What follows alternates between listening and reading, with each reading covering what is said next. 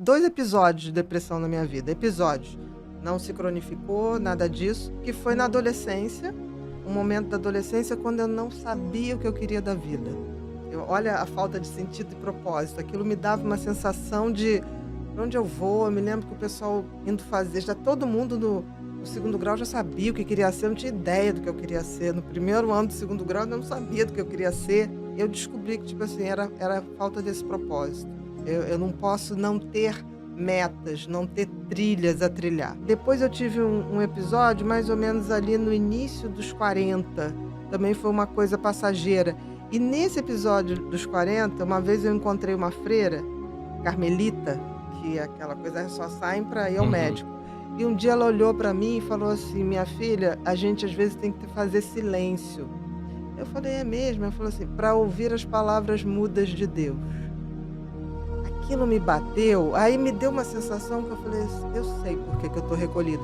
E foi uma época ali, o início dos 40 anos, que veio novamente uma sensação assim: está na hora de rever a trilha. O que eu estou fazendo é bacana, mas é pouco. É pouco para divulgar o conhecimento. Eu posso me esforçar mais. Aí quando começaram as palestras, foi quando começou um outro movimento e que eu sinto, por exemplo, agora nessa nova etapa que a gente está se reunindo mais, que tem as redes sociais, que tem essa coisa de você fazer um evento como o Farol, trazer essa coisa do conhecimento fácil, como se a gente estivesse sentado na sala conversando.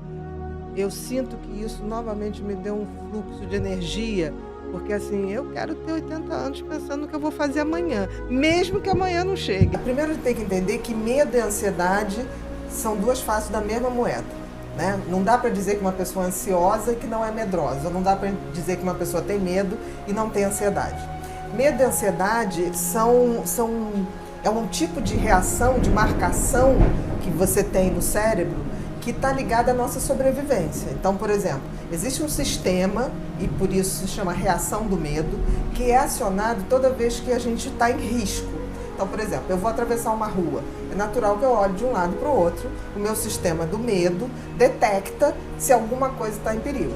Ali eu disparo uma substância no cérebro que vai até a suprarrenal, faz com que a suprarrenal descarregue adrenalina. Tá? Adrenalina e cortisol. A partir daí eu entro em estado de alerta e vejo qual o perigo e atravesso a rua em segurança. Esse seria o medo. Qual é a diferença de medo e ansiedade? Porque medo e ansiedade é a mesma coisa.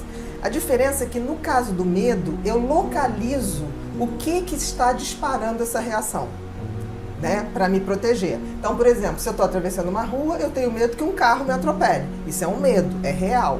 No caso, por exemplo, eu estou num banco, tem um assalto, eu tenho medo real de que aquele assaltante possa me ferir ou ferir as pessoas em volta. Então, eu falo em medo.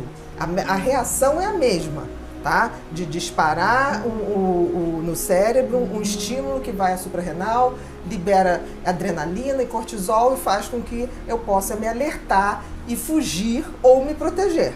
O fato é que isso sempre ocorre. A diferença é que no caso da ansiedade, esse medo é subjetivo, não é uma coisa objetiva. Por exemplo, você tem medo de um chefe. Você trabalha com uma pessoa que você acha que ele não vai com a sua cara, ou que pede coisas demais, ou é uma pessoa muito destemperada. Então você tem um receio em relação a ele. Só que se você pensar bem, qual a probabilidade desse chefe te matar, botar em risco a sua vida? Quase nenhuma. Então, na realidade, a ansiedade é quando o medo não é concreto de risco de vida, quando é um medo subjetivo. A maioria de nós hoje tem um medo subjetivo de coisas. Medo, por exemplo, uma pessoa muito ansiosa, ela tem medo do futuro, né? Será que vai dar certo? Será que eu vou conseguir ganhar um dinheiro para pagar a prestação? Será que eu vou viver o tempo para usufruir isso tudo? Isso é ansiedade.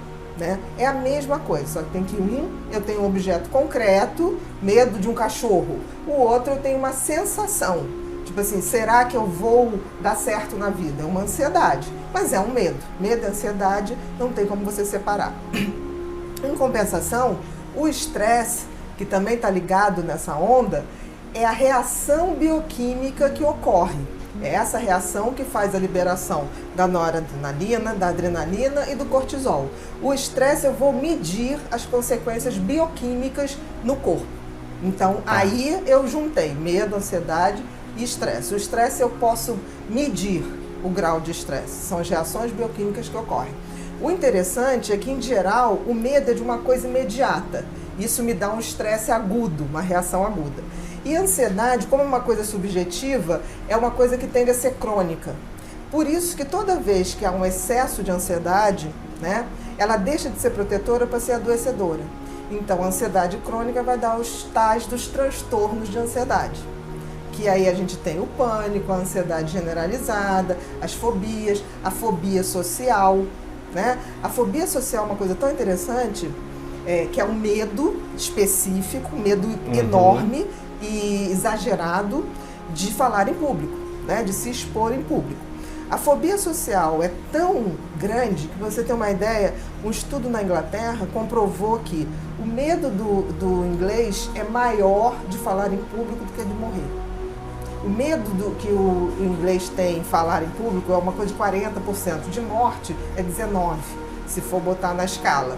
Então é muito interessante que eu vejo gente ir para Londres, o brasileiro tem uma coisa horrorosa, né? Porque o brasileiro acha que falando alto ele está falando a língua da pessoa. Então o brasileiro vai para Londres, quer pedir uma informação, ele berra, né, em português, achando que está falando inglês, e além de berrar, ele toca as pessoas, que é uma coisa muito esquisita. Isso é um hábito nosso, de extremo desrespeito lá fora. Então, o inglês, geralmente, ele foge de brasileiro. Aí o brasileiro chega aqui, acha o pessoal muito mal educado. Não é, ele é fóbico. Então, geralmente é um grupo de brasileiros pedindo uma informação, vai tudo em cima da criatura, a criatura paralisa e não consegue falar e sai. Né? Então, assim, a gente tem que ter um pouquinho mais de visão, porque a fobia social, hoje, ela é muito mais comum do que a gente imagina, as pessoas sofrem por isso, e é um medo, não deixa de ser um medo infundado. Agora, por que a gente chama de transtorno de ansiedade? Na realidade, é um medo, mas é uma ansiedade, porque uma pessoa vai falar em público, o público, você já viu alguma manchete assim, palestrante estava dando palestra, o público se rebelou, matou o palestrante e foi embora para casa. Não existe isso, nenhum palestrante foi morto pelo seu público, né? Mas então, por isso é um medo subjetivo, por isso é ansiedade. E ansiedade em excesso é um transtorno de ansiedade, que nesse caso é a fobia social, tá? Mas eu acho que mais fundamental é a gente entender esse processo, porque nem o medo nem a ansiedade são coisas em vão. Elas vieram no nosso DNA, né? Elas estão cravadas no nosso DNA desde que a gente está na Terra, para poder a gente sobreviver. Somente os medrosos, entre aspas, sobreviveram, porque se você fosse enfrentar um mamute ou uma caça sem se preparar, ninguém estava aqui para contar a história, porque a espécie humana, se você for ver, a gente é um bichinho muito frágil diante de tantos outros bichos selvagens. Então, a gente precisou ter medo para poder buscar soluções. Então, o medo ou a ansiedade não é uma coisa ruim, ele só é ruim quando é excessivo. Eu acho que tem alguns pensamentos que são fundamentais. Primeiro, não negar que você tem medo, mas saber que todo medo, se você não enfrenta, ele cresce. Então, é simples, está com medo? Vai com medo, mas vai. Porque tem uma hora que ele cede, não tem como, ele vai ceder. Enfrentar, né? Enfrentar. Mas enfrentar não é aquele enfrentar que eu vou enfrentar um lobo, é enfrentar de ter certeza que vai passar. Porque, por exemplo, o maior medo que uma pessoa pode sentir na vida é uma crise de pânico. Mesmo uma crise de pânico, ela passa. Ela dura de 20 a 40 minutos. Então, assim, eu acho que tem um momento na vida e não ter medo das coisas ruins que virão pela vida. Porque, assim, sempre vão ter coisas ruins e coisas boas. A gente amadurecer nada mais é do que você ganhar uma força de resiliência para lidar com as coisas que não são boas e não serão. E todo mundo vai ter sua cota de situações muito ruins na vida. Então, começar a não achar que, tipo assim, será que isso vai acontecer? Será? Vai acontecer o que tiver que acontecer. Quando a gente começa a perder essa coisa de querer controlar tudo e aceitar as coisas que chegam e tentar viver da melhor maneira possível, aprender com tudo que vem, as coisas começam a se clarear muito. É claro que tem atividade física, a meditação é fundamental, porque é aquela hora que você limpa o cérebro, que você desativa esse sistema límbico, que ativa a liberação de adrenalina, de cortisol. Então a meditação te dá essa parada para reabastecer. Mas é meditar, exatamente, é como se você fizesse um fio terra. Você dá uma calibrada nesse sistema para não deixar ele o tempo todo em atividade. Assim, quando você medita, e tem uma coisa que eu acho muito bacana, é meditar no coração, não ficar só na respiração. Eu medito a partir da batida do coração. Porque se você pensar bem, a primeira coisa que bateu, você quando virou ser humano, você não respirou primeiro. O coração bateu primeiro, entendeu? Então, assim, a gente só ouve o coração quando ele está descompassado ou quando ele está taquicardia. Mas o coração, ele pode ser ouvido. Então, isso da gente parar e ouvir a batida do coração, a gente começa a se atentar que o coração faz um barulhinho e é bom que ele faça, né? Então, a gente só repara que o coração está batendo na hora que ele está ou numa crise de pânico, ou numa ansiedade. Ele bate, a gente se acostumar com isso. Uma boa noite de sono é aquele momento que o cérebro dá o reset, né? Ele zera ali o dia para poder se abastecer, se nutrir, suas energias, recarregar suas baterias para o dia seguinte poder entrar mais informação. Então é como se você fizesse, é como desligar o teu computador de noite. Então assim, talvez as pessoas não se deem conta de que uma noite de sono não é, porque tem gente que fala assim, é perda de tempo. Não é perda de tempo, é ganho no funcionamento do teu cérebro. Claro que a necessidade de sono varia de pessoa para pessoa, mas em média a gente precisa de 6 a 8 horas para que a gente possa fazer. Inclusive tem as tabelinhas, né? Quantas horas de sono uma criança de tanta idade, até 7 anos, precisa. Em geral, as crianças precisam de mais horas, até porque o crescimento, o hormônio do crescimento é liberado durante o sono. Então por isso eles precisam exatamente. Mais, né? Não cresce, se não dormir não cresce. Ah, então... As crianças, né? Isso é uma coisa que, por exemplo, os adolescentes está ficando muito difícil, né?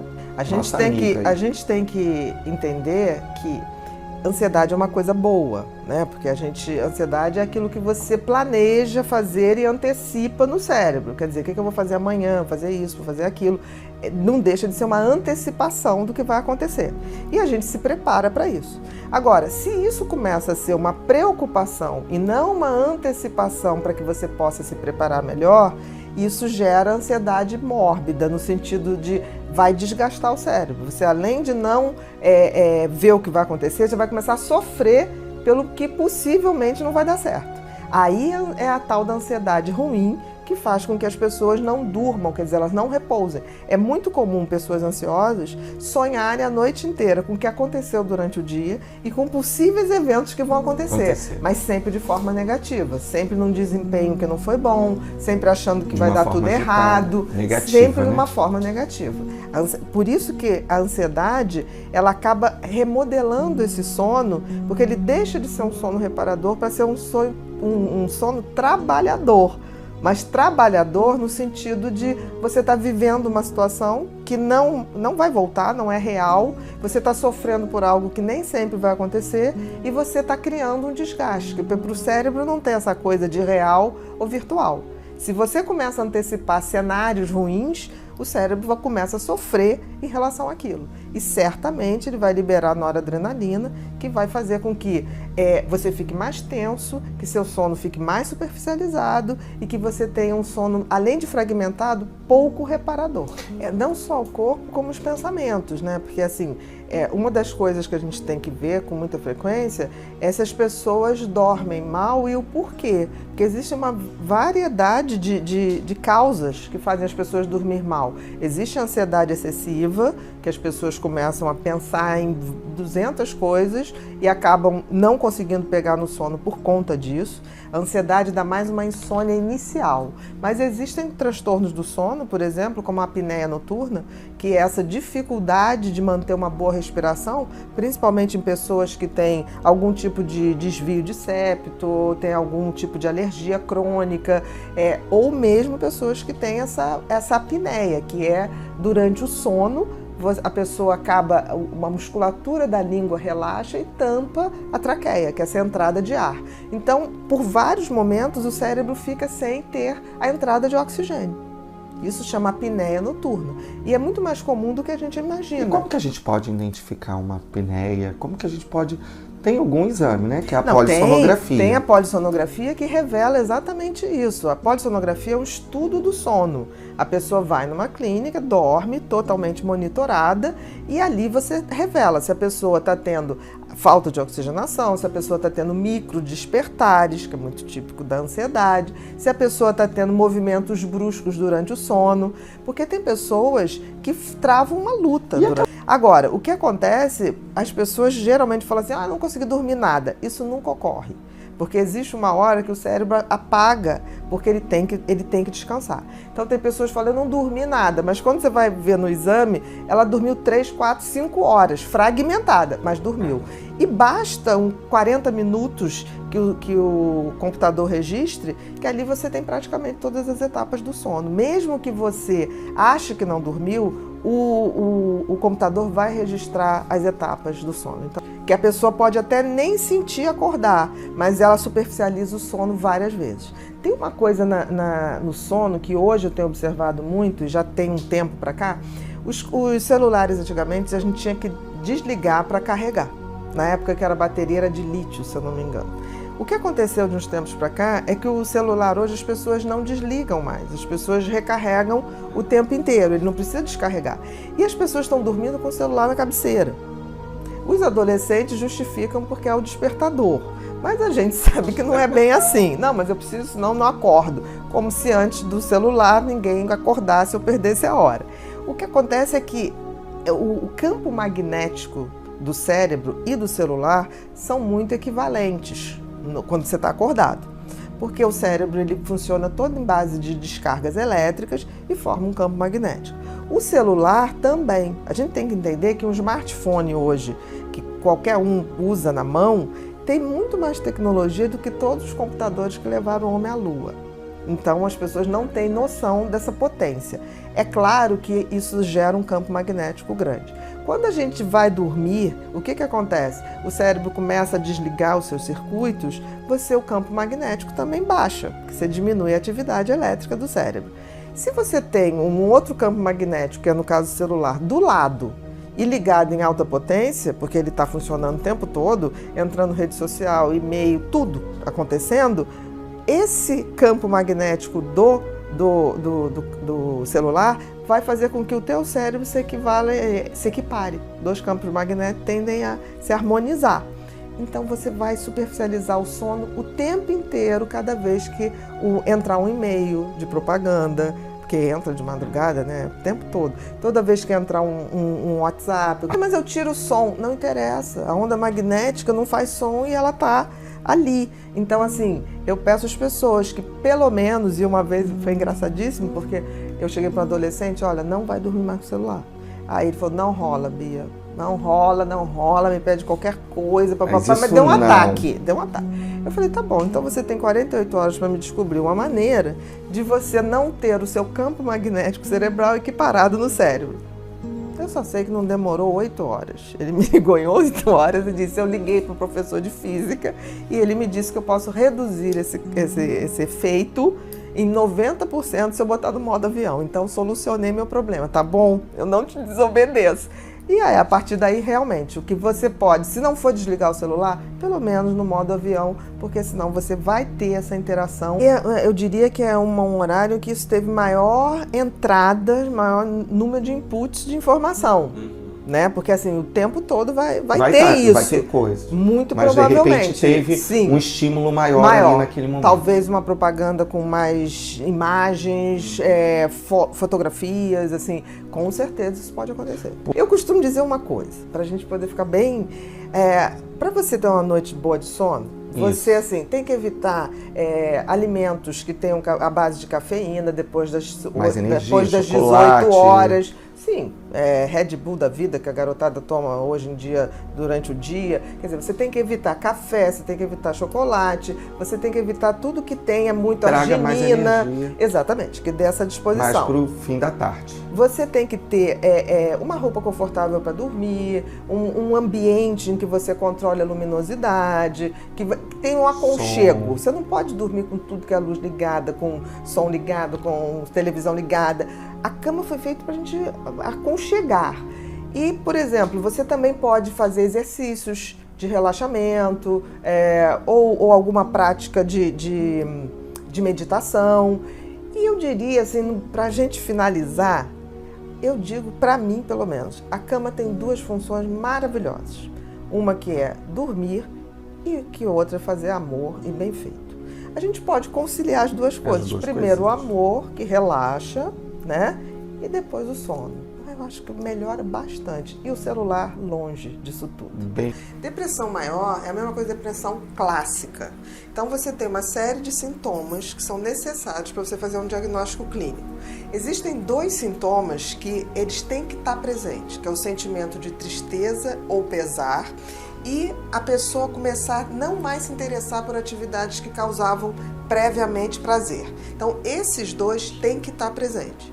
Existe uma série de outros, como, por exemplo, alteração do sono, alteração de apetite, baixa de libido, dificuldade de atenção e concentração, pensamentos obsessivos de conteúdo negativo, também ideias mórbidas, pensamentos suicidas. Existem vários outros, mas os fundamentais para a gente dizer que é uma depressão é a tristeza permanente, o pesar e esse desinteresse por atividades que a pessoa antes gostava. E nós temos que ter que esses sintomas têm que durar pelo menos 2 semanas. O desânimo é um outro sintoma. O desinteresse é quando a pessoa realmente deixa de fazer aquilo que ela gostava. Então, por exemplo, uma pessoa que adorava ir para o happy hour na sexta-feira, né? Ou ir para um ensaio de escola de samba na época, ou ir ao cinema final de semana. Essa pessoa deixa de fazer isso. O desânimo é um sintoma mais físico, do tipo assim, ela não tem energia, ela não tem motivação. São sintomas diferentes. O desânimo pode ou não estar presente, mas assim, com certeza, esse sentimento de tristeza constante, de pesar, de pessimismo e essa coisa de você não conectar mais nas coisas que você fazia antes, esses vão sempre estar presentes. Por exemplo, a alteração do peso. Pode aumentar, como pode diminuir. Em geral, na depressão maior, a depressão clássica, a gente tende a diminuir, né? Perda do apetite, né? Não necessariamente. Tem pessoas que mantêm o apetite e vão perdendo muito peso. Eu me lembro que na época da epidemia de AIDS, eu me lembro que muitas pessoas me procuravam no consultório para dizer assim, pelo amor de Deus, eu estou com AIDS porque eu estou perdendo peso. E era depressão. Então, assim, a depressão pode dar uma perda de peso de 8 quilos, 10 quilos em 1 mês e meio, 2. Sem que a pessoa esteja fazendo nenhum tipo... Exatamente. Por que isso, Bia? Porque é como se você passasse a não absorver. Porque você tem que entender o seguinte, uma das coisas da depressão está ligada à produção de dopamina, serotonina. O intestino é um grande produtor de serotonina e dopamina. Por isso que não adianta tratar a depressão se você não regularizar o intestino. Então acontece que muitas vezes a serotonina e a dopamina estão tão baixa que você altera o metabolismo do intestino, diminui a absorção dos nutrientes e mesmo comendo essas pessoas não conseguem manter o seu peso, então vão perdendo muito peso realmente. Você falou também, e eu percebo que você sempre, às vezes, no nossa dobradinha, você pergunta, mas está dormindo bem? Sim, a alteração pergunta? do sono também está muito presente na depressão maior. E acontece uma coisa muito interessante, porque a insônia da depressão, ela é aquela insônia que a gente chama terminal. O que é isso? A pessoa deita e dorme, geralmente até porque ela está exausta, né? Quando chega entre 3 e 4 horas da manhã, ela acorda como se alguém estivesse acordando ela. É o que a gente chama terminal, tá? Agora, já a ansiedade, em geral, você tem dificuldade de pegar no sono e depois você dorme. E é muito interessante que essa insônia da depressão é tão típica, essa coisa da pessoa acordar entre 3 e 4 horas da manhã, que ela acorda e aí depois ela fica acordada até umas 6, mais ou menos, 5, 6 horas, e é aí que ela tem o sono. Mas isso também tem uma explicação. Porque, por exemplo, a produção da serotonina, ela se dá nesse horário, a partir das 3, 4 horas da manhã, até mais ou menos às 10. Como essa pessoa está em baixa de serotonina, nessa hora ela não tem serotonina, que é uma dos reguladores do sono. Então a insônia é sempre terminal. Ela tem essa coisa, você deita e você dorme. vai fritando, você vai ficar pensando o que eu tenho que fazer amanhã, o que eu não tenho que fazer amanhã. Mas também nada impede de você ter uma depressão com sintomas ansiosos, em que você tem dificuldade de pegar no sono, mas mesmo assim você vai ter insônia terminal. Que é essa coisa, deitou, quando vai entre 4 e 3 horas da manhã, acorda. É muito interessante que eu tive alguns pacientes que associavam isso, não, isso aí é um espírito, né? Eu tô com algum problema espiritual. Aí vai numa pessoa que não é bem intencionada, tipo assim, não, a gente tem que fazer um trabalho, que isso aí é um espírito que tira seu sono de madrugada. Eu não estou negando que não existe esse lado, mas vamos primeiro, né, ver se não é a depressão e regularizar a serotonina, que a serotonina é um grande regularizador do nosso sono. Mas é muito difícil, por exemplo, existe na depressão o que a gente chama da instabilidade emocional. Então pode haver esse choro, como pode haver muita irritabilidade, como pode haver, mas sempre vem acompanhado de uma disfuncionalidade muito grande. Então, por exemplo, esse ir ao trabalho e trabalhar super bem é muito difícil que ocorra, né? Há um comprometimento na produtividade. Não é por outra razão que hoje uma das escolas mundiais que estuda mais depressão chama Harvard Business, né? A escola de business de Harvard. Por quê? Porque se descobriu que as pessoas que deprimem, em geral, são pessoas muito produtivas, são aquelas pessoas muito responsáveis e causam um prejuízo enorme. Então, está havendo esse estudo, né, nesse sentido de identificar. Para você ter uma ideia, até 2030, tá, a gente acha que a depressão vai ser a primeira doença em todos os sentidos. Até 2020, quer dizer, esse ano, estava previsto que seria a mais incapacitante, já é a mais incapacitante. Dias nublados diminui a luminosidade e isso pode fazer com que você diminua a produção você diminua a vitamina D e que interfere na produção da serotonina. Pode acontecer, mas um dia não. Isso precisa de um tempo. Por isso que as depressões sazonais, que a gente depois pode falar com mais detalhe, ocorrem geralmente no inverno, em países em que você tem o inverno Europa, bem marcado. Europa, norte da Europa, né? Dinamarca, Noruega, onde você tem um inverno mais rigoroso com diminuição de luminosidade. Uma outra coisa é o banho de sol. Sempre vai fazer uma diferença grande, tá? Porque, assim, a vitamina D é absolutamente necessária para a produção da serotonina. Isso acontece. Agora, mais importante para a gente fechar porque isso aí é uma depressão já diferente, é sazonal. Para a gente fechar a depressão maior,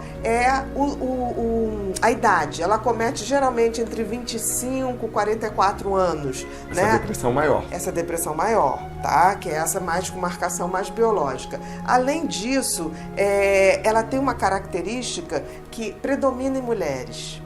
Né? Existe um predomínio em mulheres de 3 para 1, né? 3 mulheres para 1 homem. E também uma coisa que é bem importante para a gente deixar. Toda vez que você tem um episódio de depressão maior, ele tem que ser tratado. Porque se ele não for tratado, ele até pode ir embora sozinho, entre aspas. Ele dura de 8 meses a 18 meses. Só que você pode ter um suicídio nesse meio. Então não dá para pagar para ver. Então, o que a gente tem que fazer é entender que, se você não trata o primeiro episódio, você tem 50% de chance de ter o segundo. Se você não trata o segundo, você tem 70% de chance de fazer outro num curto espaço de tempo e mais grave. Então, assim, depressão é para ser tratado, para abreviar o tempo e também para melhorar o prognóstico.